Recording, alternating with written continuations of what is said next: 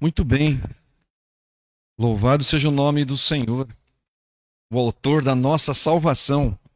Ele, Jesus, que a morte venceu. Nós cantamos isso, é tão bom, é tão bom, é tão bom nós cantarmos isso, porque é a verdade. A verdade que fala com poder no nosso coração, a verdade que alegra a nossa vida. Saber que Jesus venceu a morte e nos deu a vida eterna. Todo aquele que crê em Jesus, ainda que morra, viverá eternamente. E ele o ressuscitará no último dia. É a verdade da Escritura. Assim seja para a glória do nome de Jesus. Meus queridos, hoje à noite eu quero compartilhar com vocês um texto de João, o apóstolo amado João, no capítulo 15. Vamos lá, em João, capítulo 15. O texto é sobre a videira e os ramos. João, capítulo 15, a partir do verso número 1. Diz assim a palavra de Deus: Eu sou a videira verdadeira e meu pai é o agricultor. Todo ramo que, estando em mim, não der fruto, ele o corta. E todo o que dá fruto, limpa, para que produza mais fruto ainda. Vós já estáis limpos pela palavra que vos tenho falado. Permanecei em mim e eu permanecerei em vós. Como não pode o ramo produzir fruto em si mesmo, se não permanecer na videira, assim nem vós o podeis dar, se não permanecerdes em mim. Eu sou a videira, vós os ramos. Quem permanece em mim e eu nele, esse dá muito fruto, porque sem mim nada podeis fazer. Se alguém não permanecer em mim, será lançado fora, à semelhança do ramo, e secará, e o apanham, lançam no fogo e o queimam. E se permanecerdes em mim, e as minhas palavras permanecerem em vós, pedireis o que quiserdes, e vos será feito. Nisto é glorificado meu Pai, em que deis muito fruto, e assim vos tornareis meus discípulos. Como o Pai me amou, também eu vos amei. Permanecei no meu amor. Se guardardes os meus mandamentos, permaneceis no meu amor. Assim como também eu tenho guardado os mandamentos de meu Pai, e no seu amor permaneço. Tenho-vos dito estas coisas, para que o meu gozo esteja em vós, e o vosso gozo seja completo. Senhor, aqui estamos mais uma vez diante da beleza, da verdade, da Tua palavra, que transforma a nossa vida, que santifica a nossa vida, na instrumentalidade do Teu Espírito Santo. Senhor, é assim que o Senhor aprove fazer as coisas, nós sermos santificados pela Tua palavra por meio do Teu Espírito. Por favor, Senhor, ajuda-nos na compreensão, ajuda-nos, Senhor, dando entendimento na nossa mente, no nosso coração, Senhor, para que haja transformação. A Tua palavra, Senhor, é sempre desafiadora. Ajuda-nos, por favor, nós imploramos, em nome de Jesus Cristo, o Senhor. Amém. A videira. Aí está o apóstolo João, então, o apóstolo, o discípulo amado, João, que dentre todos os apóstolos, acredito que, não tenho muita certeza sobre isso, mas apenas João não foi, talvez mais um, não tenha sido martirizado. João, ele foi exilado na ilha de Pátimos, como nós sabemos, e lá ele obteve uma revelação do próprio Senhor, que escreveu então o livro de Apocalipse, mas escreveu também as cartas, não é? 1 João, 2 João. Então, nós sabemos que esse apóstolo tinha muita proximidade com Jesus e ele escreveu também o evangelho, o seu evangelho ali, o quarto evangelho, que fala muito de Jesus, da pessoa de Jesus, e lá nós encontramos em João muitas vezes Jesus falando a respeito do que ele vinha, o que ele era. E eu sou, ele dizia sempre eu sou. Esse eu sou, na verdade, que nos soa mais como o nome do próprio Deus, eu sou. Como foi dito para Moisés, quando Moisés então foi chamado para ser o grande libertador. Então ele disse a Moisés: vai lá e fale a Faraó para que deixe ir o meu povo, para que o meu povo venha me adorar, a sacrificar no deserto. Deixa ir o meu povo para que o meu povo se reúna. E aí nós já encontramos então o desejo do coração de Deus de ter um povo reunido. Não é verdade, então? Deixa ir o meu povo para que sacrifiquem, para que me adorem num lugar adequado. Mas Moisés disse assim: tá bom, eu vou então, já que é tanta insistência, não é, de Deus? E Moisés lhe disse: eu vou, mas o que eu digo a Faraó? Quem é que está me mandando? Quem é que está me mandando então falar como é o seu nome? O que eu digo? O Deus que eu sirvo, mas o Deus que eu sirvo tem um nome. Ele fala: diga que eu sou o que sou. Foi isso que Deus falou para Moisés falar a Faraó, se assim o perguntasse, que Deus era esse. E no livro de João nós vemos muitas vezes então João trazendo pela palavra de Jesus falando que ele era muita coisa. Eu sou a luz do mundo, eu sou a porta das ovelhas. E assim muitos outros eu sou, Jesus vem trazendo no livro de João. E João também, logo na abertura do livro, ele faz um paralelo com Gênesis, porque Gênesis no primeiro capítulo lá, e no princípio criou Deus o céu e a terra.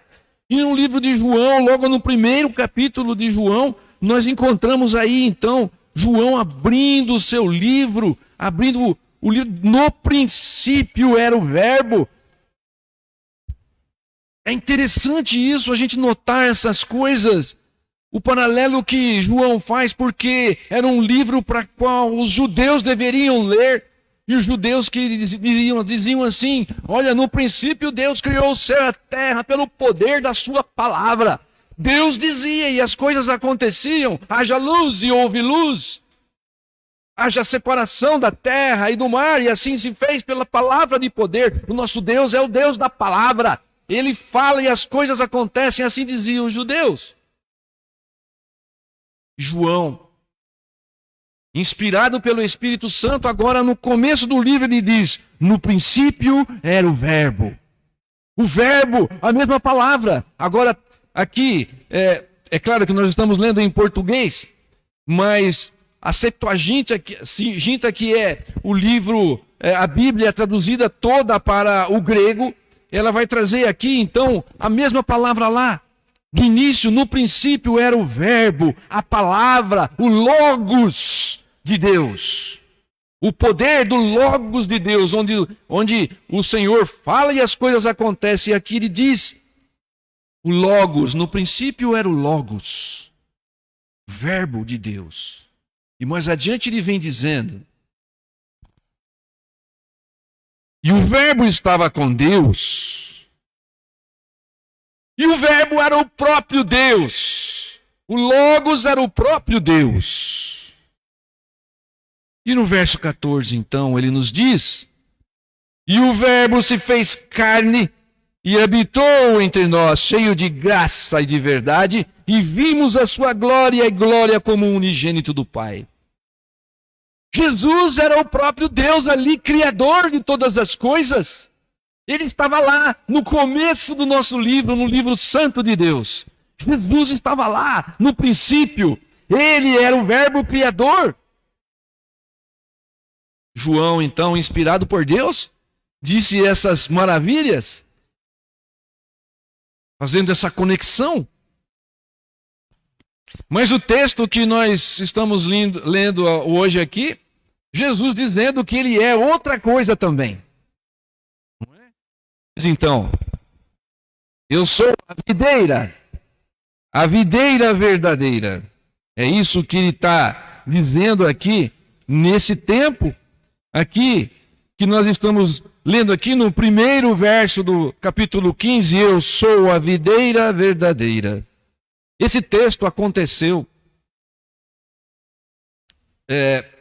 muito provavelmente logo depois da ceia do Senhor, que o Senhor preparou e tomou com os seus discípulos.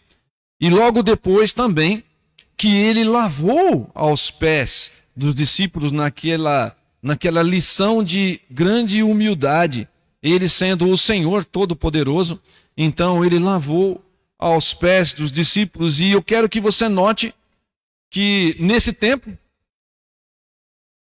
que Jesus lavava aos pés aos discípulos, Judas estava lá também. Ele lavou os pés aos discípulos. Essa parábola, ela segue então como uma advertência para que não se sigam o caminho de Judas. Mas tão importante é permanecer ligados à videira, para que de uma forma abençoadora você e eu, ligados à videira verdadeira, nós venhamos a produzir frutos para o Senhor. Essa então é algo que nós não podemos perder de vista. O Salmo número 80, no verso 8, ele nos traz aqui a respeito também de uma videira.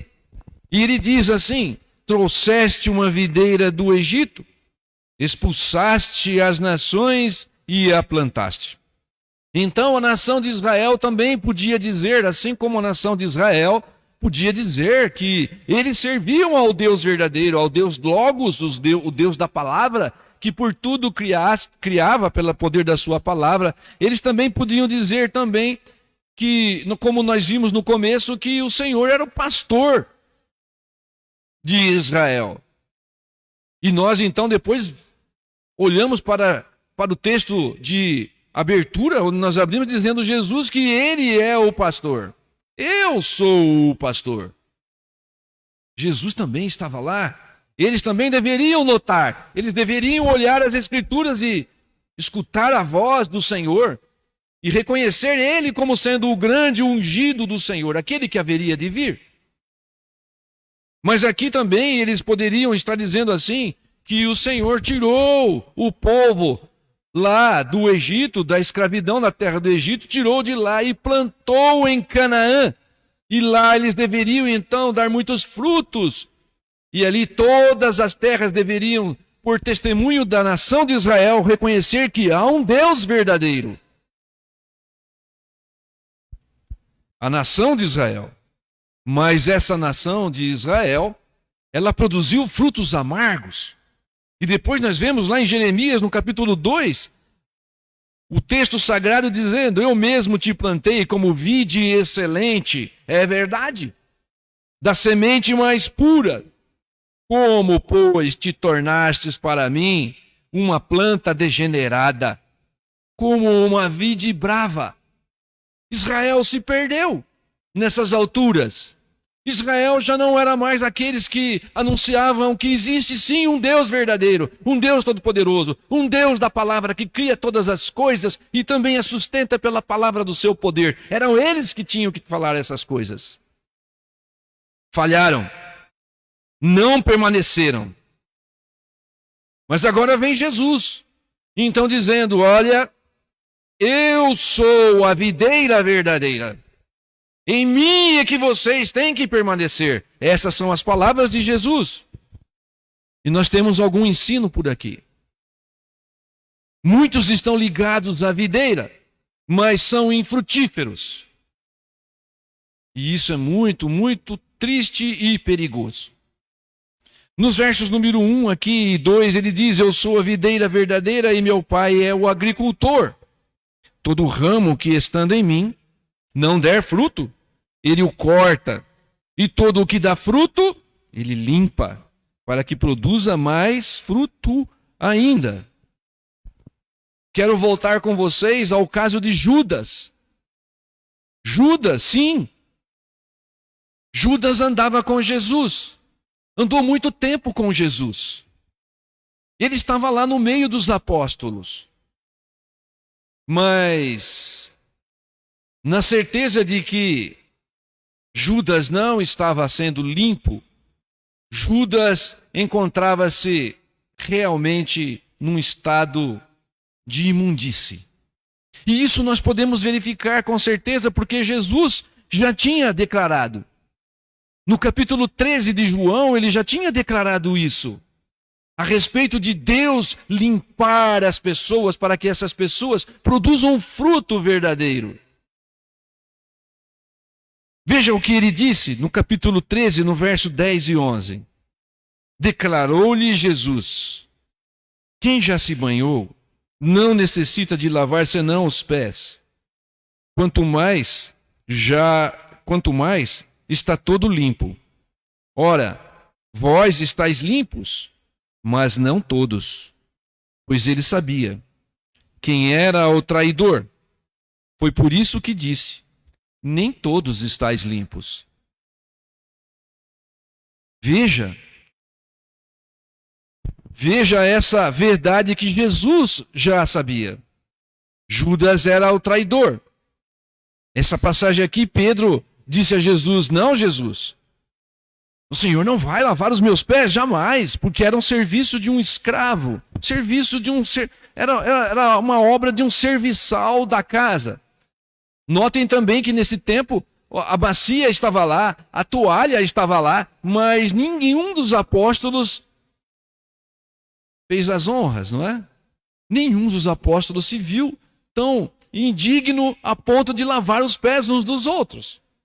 Porque era comum isso, as sandálias eram abertas e eles andavam pelo caminho, e aí na hora de comer algo ou de permanecer ali reunido, então um servo, o serviçal da casa, lavava os pés aos convidados. Mas nenhum discípulo fez isso. Ninguém quis lavar os pés uns dos outros. A bacia estava lá. A toalha estava lá. E eis então que Jesus toma a bacia e a toalha e sai a lavar os pés. Mas Pedro então, indignado: não, Senhor, o Senhor não me lavará. Para Pedro: se eu não te lavar os pés, não tem parte comigo. Ah, Senhor, então me lava todo, me dá um banho inteiro. Não, Pedro, também não precisa. Pedro era tirado. Também não precisa. Basta lavar os pés. Mas aí ele disse essas palavras: vós já estáis limpos, mas não todos. E ele falava a respeito de Judas. Todos os outros discípulos já estavam limpos. O Senhor já estava trabalhando no coração daquelas pessoas. O Senhor já havia escolhido aquelas pessoas. E eles dariam frutos. Certamente que dariam frutos, porque Deus estava cuidando deles, para que eles pudessem produzir esses frutos como, na verdade, produziram. E isso ficou registrado para a glória de Deus, para testemunho público de que o Senhor é Deus, que o Senhor cuida dos seus, e que é necessário, aqueles que são cuidados por Deus, é necessário que dê frutos ao Senhor. É isso que o Senhor espera. Eles seguiram o exemplo de humildade de Cristo. Eles passaram a amar Jesus e a amar a igreja. E amaram a igreja como Jesus amou a igreja, porque eles deram a sua própria vida pela igreja. Como eu disse no começo do culto, que é muito provável que apenas João não tenha sido martirizado, quanto mais os outros discípulos, todos eles. Por amor à igreja, por amor a Jesus Cristo, eles deram a sua própria vida. E a palavra de Deus é muito clara nisso. Nós também, quando Jesus nos amou entregando a sua própria vida, depois o apóstolo amado, João mesmo, nos diz que nós devemos amar uns aos outros como Jesus nos amou. E que nós devemos dar a nossa vida pelo irmão. É isso que está escrito. E aqueles que são limpos por Jesus, aqueles que são limpos por Deus, aqueles que recebem o cuidado de Deus, estão amadurecendo. Estão amadurecendo. Como eu disse, o Evangelho, ele confronta a nossa vida. Quando você lê a Bíblia, quando você lê o Evangelho, ele confronta, ele lê o seu coração. Enquanto você lê a Escritura lê o seu coração. E você é confrontado com você mesmo, com as suas disposições. E nós temos que ter essa disposição de um amor sacrificial. Você está sendo cuidado por Deus? Deus está cuidando de você? Deus está cuidando do seu coração? Deus tem feito uma obra na sua vida, tem limpado você? Você sente o cuidado de Deus? Qual é a disposição do seu coração de dar fruto? Que fruto você tem preparado para o Senhor? Muitos estão na igreja, mas não pertencem à igreja e nunca produzirão frutos reais, frutos que agradem o coração de Deus. Essa é a grande verdade. E nós vimos agora mesmo, então, um homem andando 3 anos com Jesus, ao lado de Jesus, e no fim acabou traindo Jesus. Assim é a igreja. Muitos estão conosco aqui. E nesses tempos de pandemia, nesses tempos de separação, nesses tempos de provação, nós temos visto muitos nos abandonarem. Muitos. Darem de mão com a igreja. Não têm se importado com a igreja. Não têm se importado com os irmãos. Não querem saber como vai a igreja, o que está precisando, o que não está precisando. Felizmente, não toda a igreja. Porque sempre haverá os fiéis, os remanescentes, que estão bem dispostos a cuidar da igreja. E mais além até da igreja. Nós vimos isso agora, nesse fim de semana. Nesse sábado, agora que passou, nós convocamos a igreja. Dissemos à igreja que o celeiro estava vazio.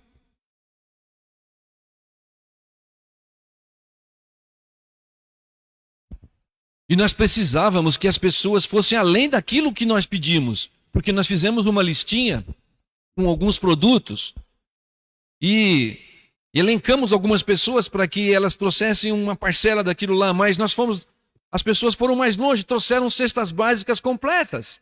Outros trouxeram também os seus produtos. E isso é bonito, porque nós fizemos uma similaridade essa semana também.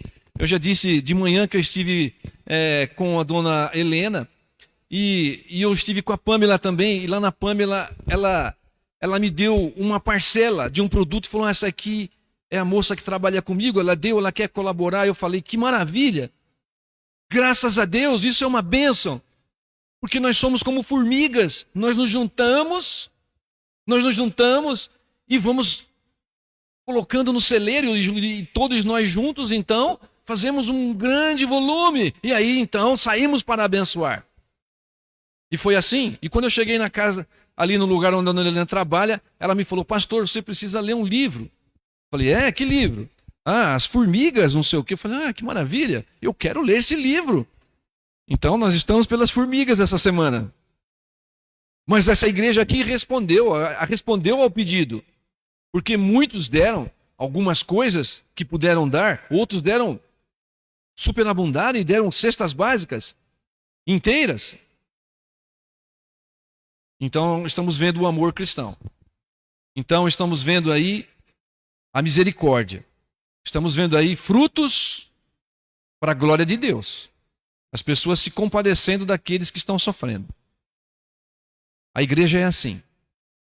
Há sim pessoas que vão nos trair, que vão nos decepcionar, mas há também aqueles que se juntam, aqueles que querem fazer a obra, aqueles que amam a Jesus, aqueles que Deus tem limpado, aqueles que Deus tem cuidado e que sentem cuidado de Deus, por isso são desafiados e respondem de uma maneira positiva. Assim a igreja vai caminhando. Assim a igreja, porque essas pessoas mudam a sua vida, são confrontadas, mudam o seu comportamento, mudam os seus valores.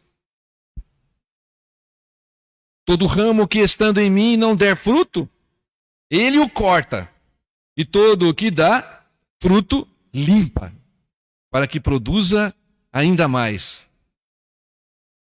A igreja tem que ser despertada para produzir frutos, aqueles frutos que mudam a nossa vida e que mudam a vida daqueles que estão ao nosso redor. Que está lá em Gálatas, no capítulo 5, nos versos 22 e 23, que é dado pelo Espírito Santo de Deus. É o amor,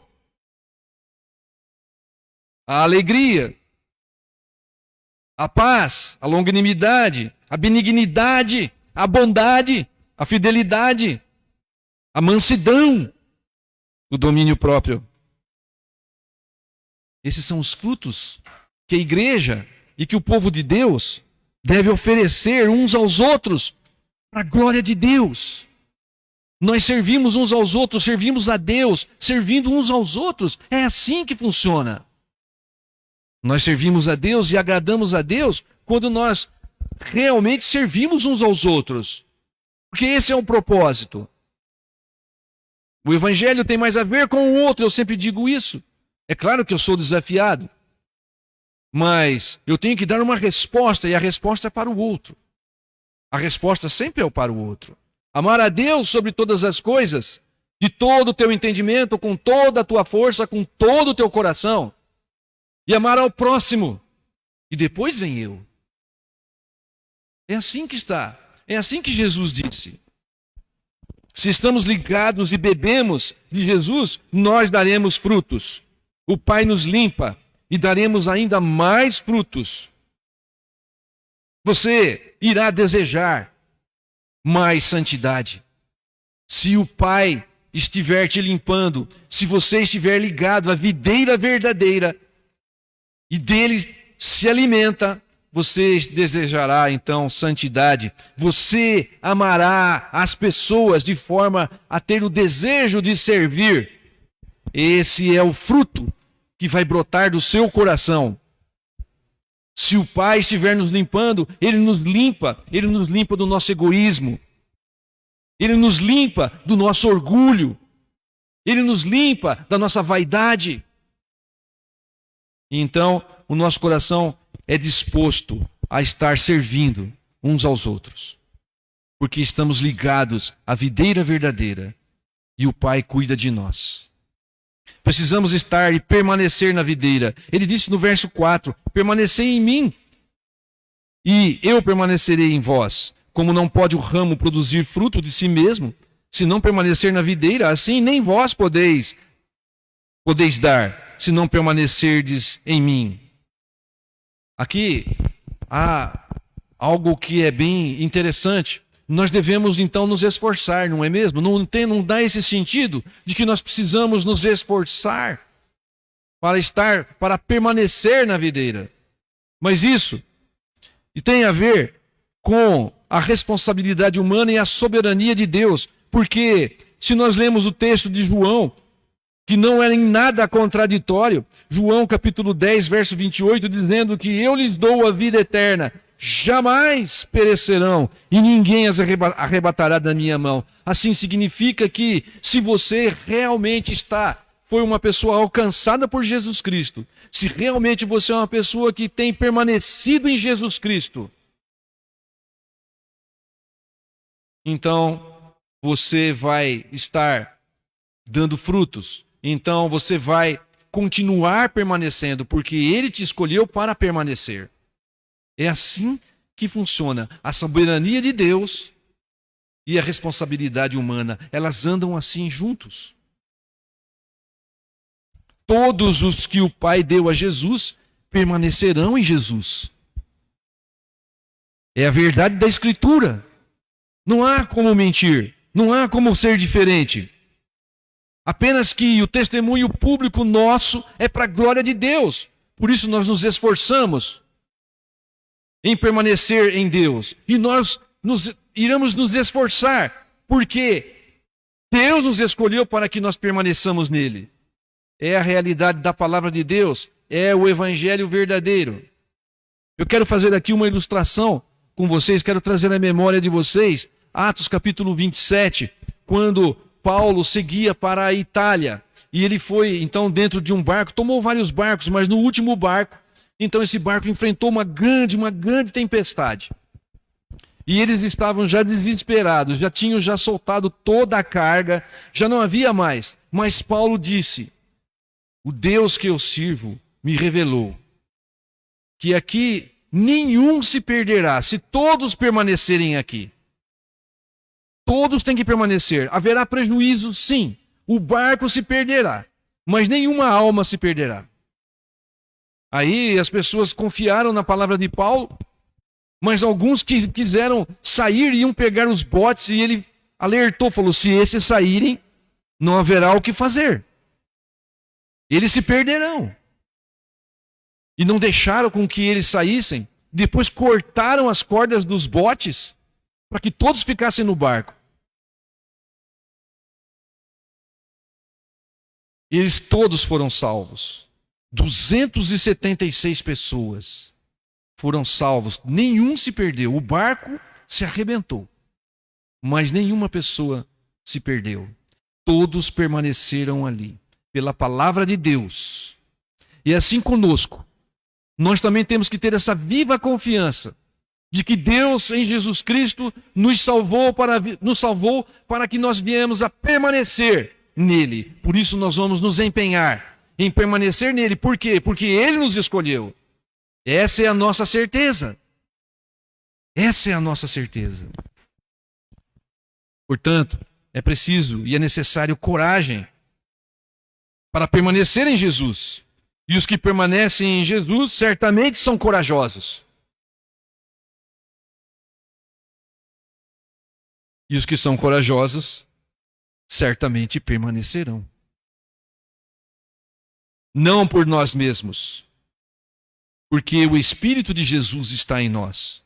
Permanecei em mim, e eu permanecerei em vós. Meus queridos, nós vamos seguindo aqui para mais um ponto, e queremos dizer a vocês que sem Jesus, fazemos sim algo, mas o que nós fazemos sem Jesus, não podemos ofertar a Deus. Deus não recebe. Essa aqui é a grande verdade que o verso 5 nos diz. Eu sou a videira, vós os ramos. Quem permanece em mim e eu nele, esse dá muito fruto. Porque sem mim nada podeis fazer. Meus irmãos, há sim possibilidade de fazer muitas coisas. Mas aqueles que não estão em Cristo, aqueles que não foram alcançados, aqueles que não estão ligados à videira, aqueles que não são limpos pelo Pai, tudo o que fazem não podem oferecer a Deus, porque não estão limpos. Não podem oferecer a Deus. Nenhuma obra que possa ser feita pode chegar à presença de Deus, daqueles que não estão limpos pelo Pai.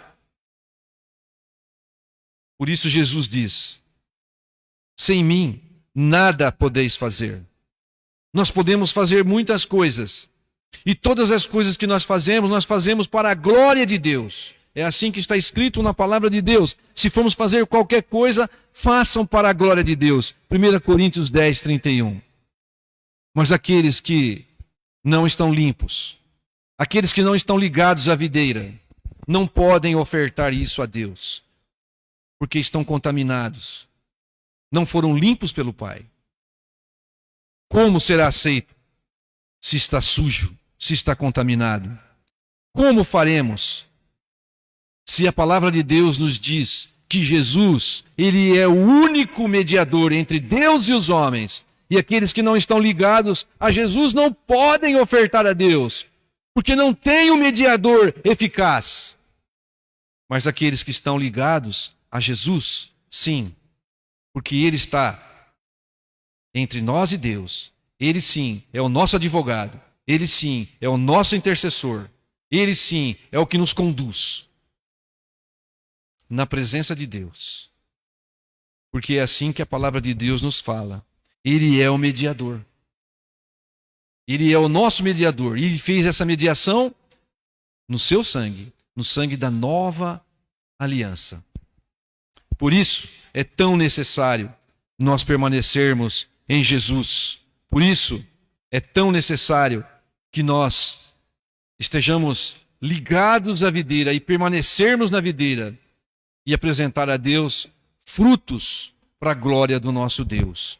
Deus abençoe a igreja.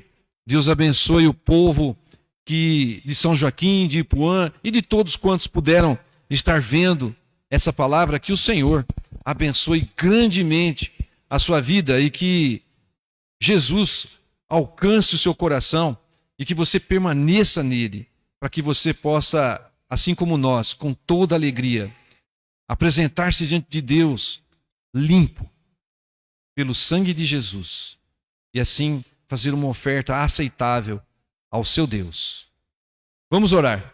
Senhor, em nome de Jesus, obrigado por esse tempo, obrigado, Senhor, pela tua palavra mais uma vez.